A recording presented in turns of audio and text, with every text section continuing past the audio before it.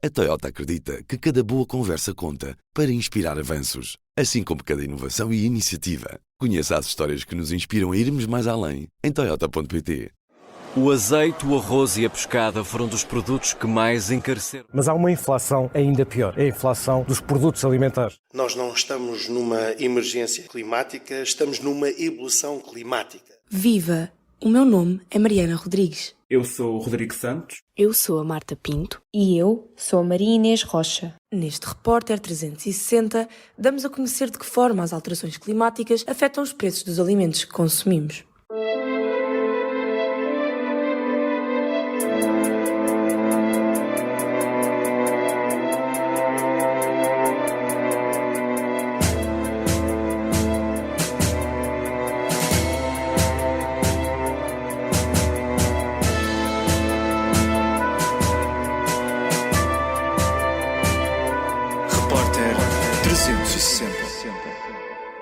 Basicamente o que compro muito é frescos, carne, peixe e tem tudo aumentado constantemente nos últimos 2 anos. Nas leguminosas, no arroz, na massa, em tudo basicamente. Até nas frutas e legumes. Outro dia fui comprar azeite e fiquei assustada com o preço. Mesmo em promoção é um valor incomportável. Mudam-se os tempos, mudam também as possibilidades económicas dos portugueses.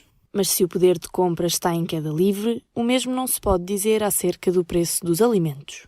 Quando se trata de explicar este aumento, quais são as causas postas em cima da mesa? Eu sinceramente não sei porquê, mas não sei se é por causa do IVA, não sei, mas que aumentou muito, aumentou.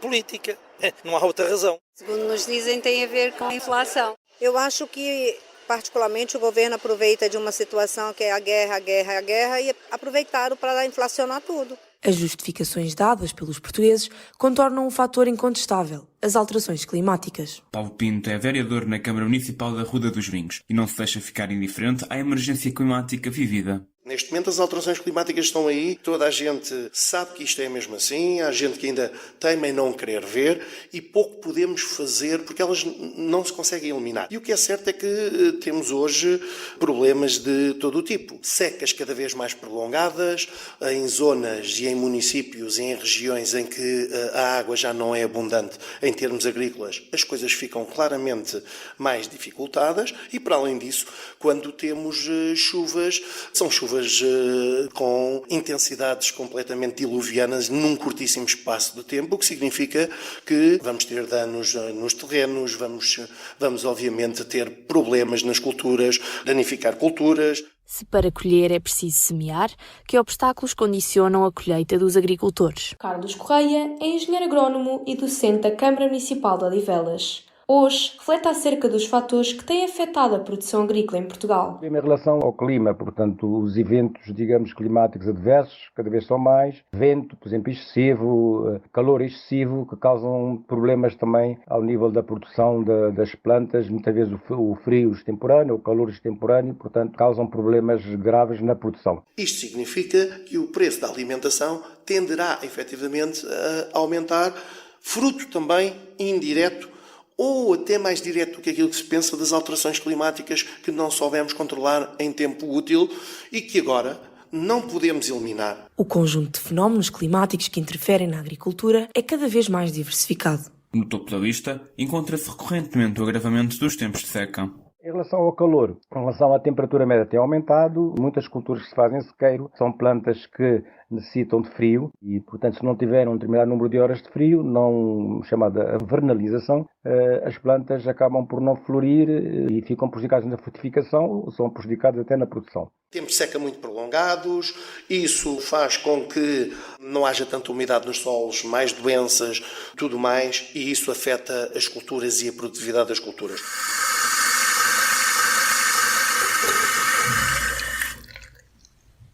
O ditado conta, mas não realiza.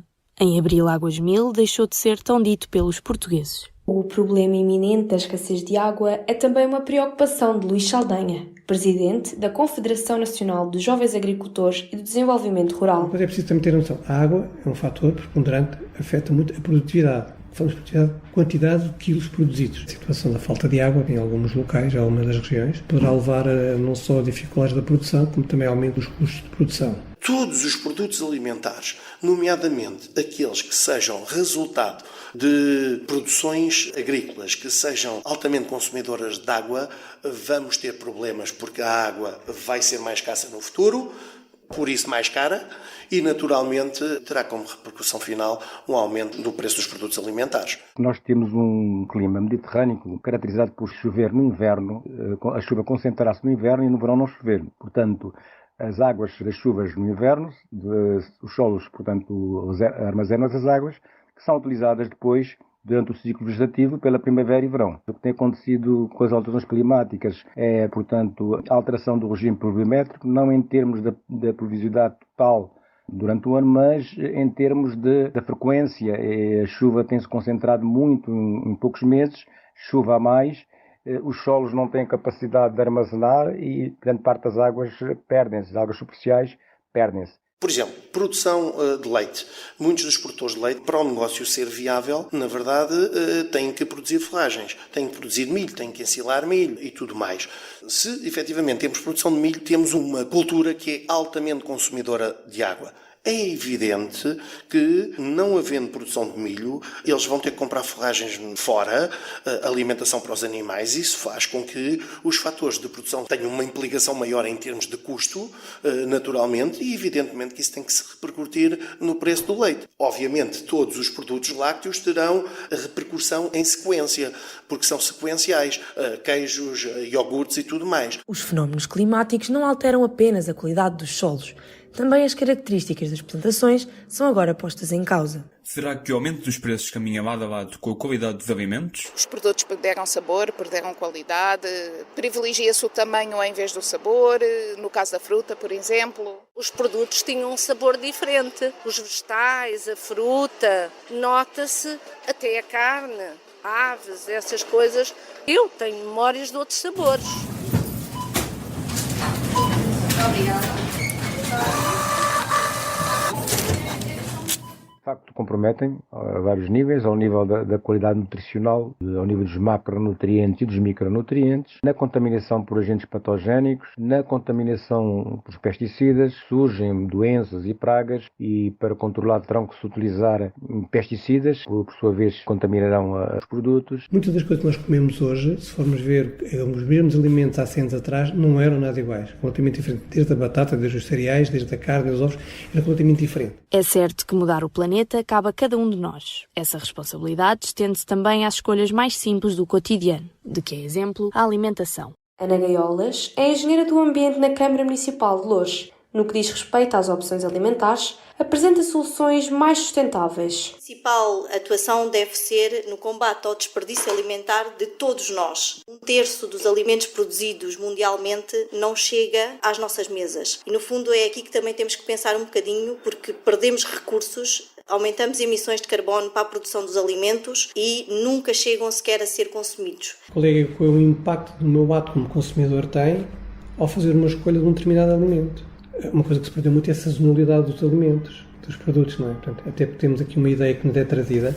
Os supermercados e as grandes superfícies dão-nos uma sensação irreal de segurança alimentar. A agricultura sustentável é uma agricultura mais cara. Os custos de produção são maiores e, perante as dificuldades que as sociedades têm, que as populações têm, optam sempre pelos produtos provenientes da agricultura tradicional. Mas as pessoas têm que perceber que a médio e longo prazo tem os seus custos. A agricultura tradicional tem os seus custos. Portanto, é muito importante a formação e a informação e pensarmos que, de facto, a alternativa para a preservação e a sustentabilidade seria então a agricultura sustentável e a alimentação sustentável. E nós não temos que ser radicalistas, não temos que avançar logo para 100% biológico, mas fazer um caminho de migração para produtos que sejam claramente ambientalmente mais sustentáveis, ou seja, em que a pegada hídrica e a pegada carbónica seja reduzidíssima, para não dizer que seja, nomeadamente, a pegada carbónica nula.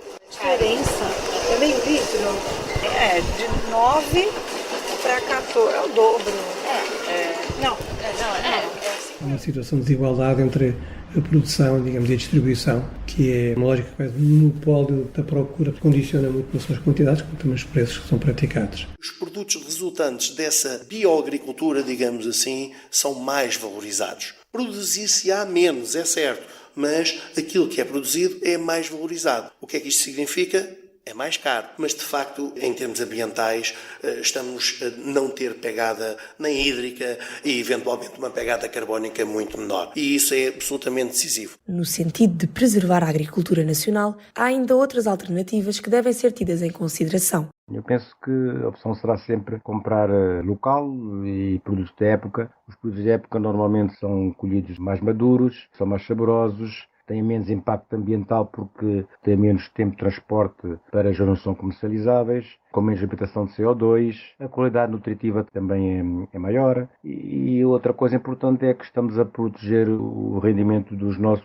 agricultores. Vai ter que acontecer cada vez mais caminharmos para produções que sejam ambientalmente sustentáveis. Isto é, com reduções de consumo de água, com reduções de uso de fitofármacos, com outras técnicas que têm que ser utilizadas como agricultura regenerativa. Se calhar temos que, entre cada carreira de vinha, produzir outras culturas para que haja aqui um efeito compensatório, ou seja, essas culturas possam ir buscar outros nutrientes e libertar também para o solo algo que a própria vinha precisa, por exemplo. Isso é agricultura regenerativa. Acho que o papel da autarquia é muito importante e volto a falar na questão da formação e da informação e da consciencialização da população para os problemas que enfrentamos, para as pessoas tenham consciência de que têm que mudar comportamentos, têm que preservar o ambiente, têm que proteger o nosso planeta. No que toca à alteração das práticas ambientais, há municípios que se tornam pioneiros. Loures e a Ruda dos Vinhos destacam-se neste quadro de mudança. O município da Ruda dos Vinhos aprovou nos órgãos municipais o Plano Municipal de Adaptação às Alterações Climáticas e os planos de ação climática têm muito que ver com um binómio: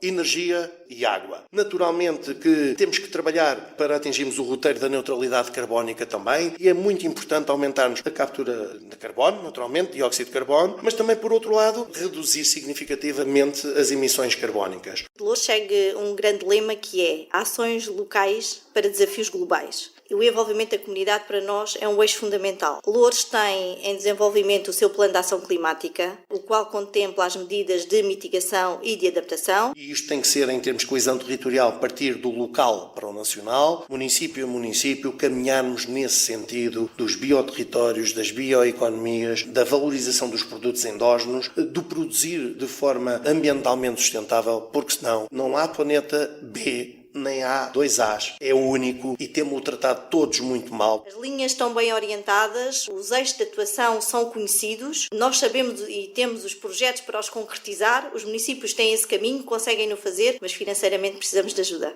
Proteger o ambiente torna-se cada vez mais uma prioridade. O apelo à ação e a certeza de que o tempo se está a esgotar retratam a urgência da questão. É claro que não se pode ficar à espera que venha a próxima catástrofe daqui a 10 anos. Então temos que começar a trabalhar. Há sempre uma grande resistência a fazer-se diferente. Então, mas se nós sempre fizemos assim e correu bem, por carga d'água temos que fazer diferente. Porque é uma emergência.